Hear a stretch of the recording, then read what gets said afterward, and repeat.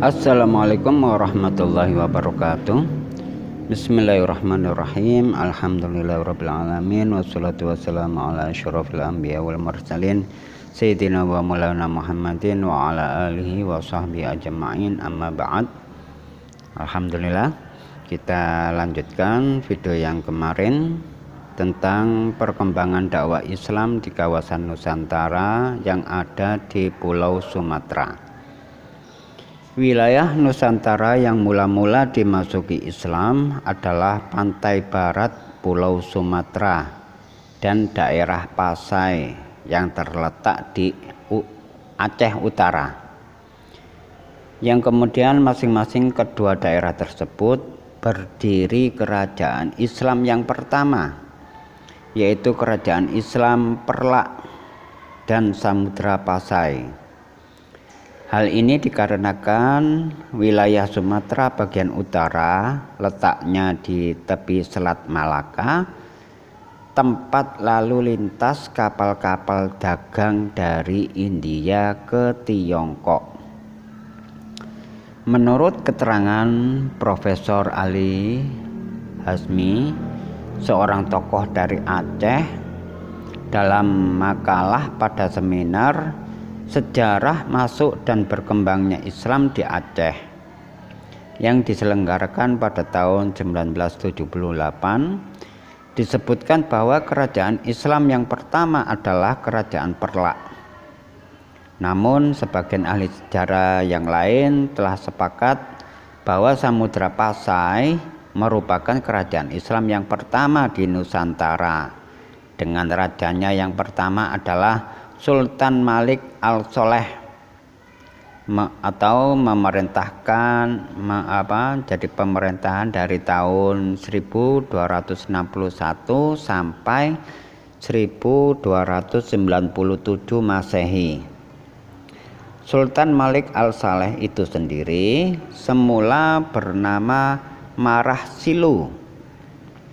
Setelah menikahi putri Raja Perlak, kemudian masuk Islam berkat pertemuannya dengan utusan Syarif Mekah yang kemudian memberi gelar Sultan Malik Al-Saleh.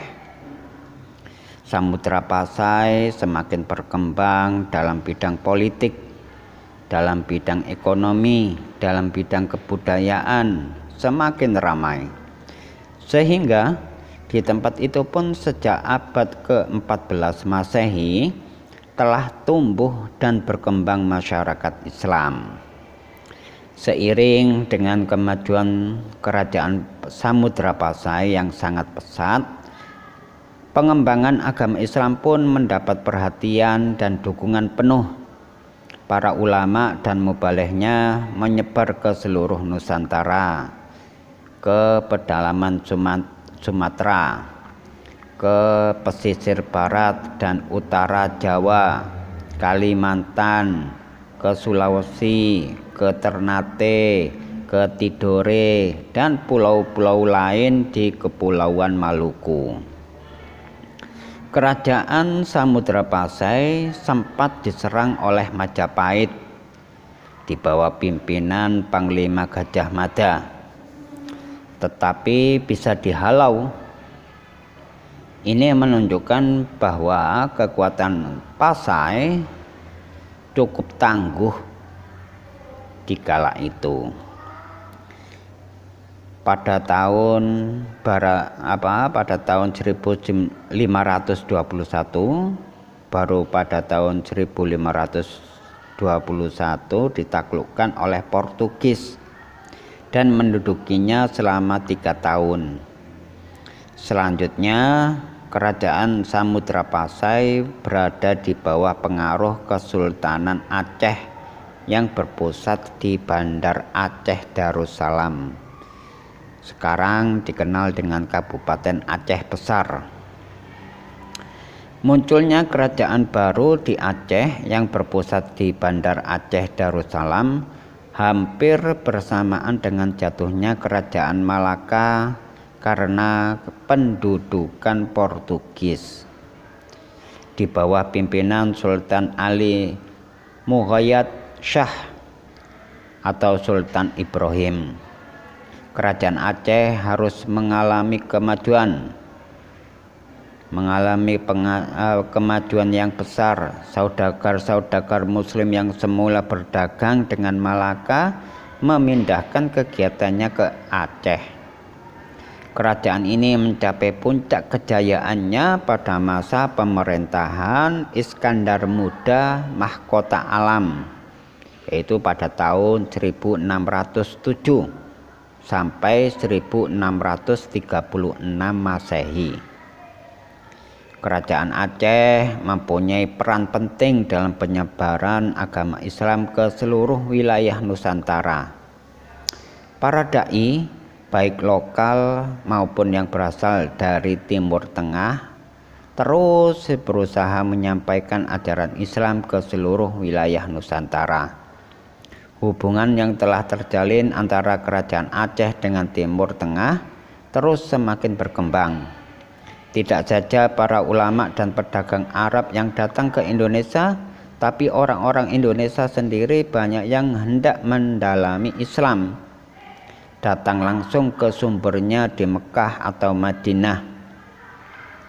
Kapal-kapal dan ekspedisi dari Aceh terus berlayar menuju Timur Tengah pada awal abad ke-16.